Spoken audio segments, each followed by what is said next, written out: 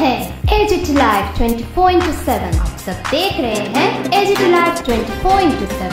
এই হচ্ছে AGT live 24/7। This is AGT Live 24/7। দুর্ঘটনাগ্রস্ত করিয়েছে এবং ভারতে কোনো অবস্থায় এগুলো মানা যায় না। এখনও সময় আছে, শুধরে গেলে ভালো। আদারওয়াইজ তো আমি শুনেছি, আজকে আমি হলে ঢোকার আগেই এই খবরটা আমার কাছে এসছে।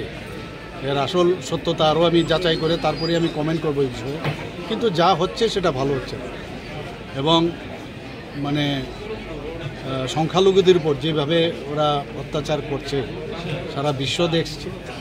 আমি আশা করি আমাদের কেন্দ্রীয় সরকার এবং আমাদের কেন্দ্রীয় নেতৃত্ব এইদিকে নজর রেখেছেন এবং যথাসময়ে যথা ব্যবস্থা নিশ্চয়ই করবেন এবং আমরা সেই দিকে আমরা তাকিয়ে আছি।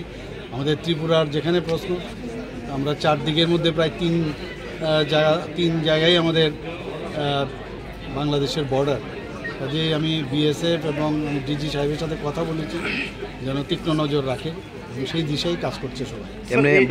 বাসের ব্যাপারে বাসে যে ত্রিপুরার যে যাত্রীর উদ্দেশ্যে কি বার্তা দেবেন? না, আমি বললাম তো, আমি যদি কনফার্ম বিষয়টা আরও জেনে নিই তারপরে আমি কমেন্ট করবো বিষয়টা।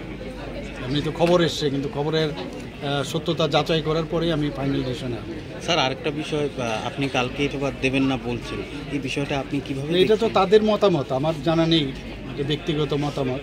আমার তরফ থেকে কিছু, কারণ আমরা তো ডাক্তার হিসাবে পেশেন্ট হচ্ছে মেয়ে, তো এটা যে ব্যক্তিগতভাবে যদি কেউ কিছু করে থাকে সেটা ওনাকেই আপনার জিজ্ঞেস করতে হবে। আমার তরফ থেকে কোনো উত্তর আমি দেব।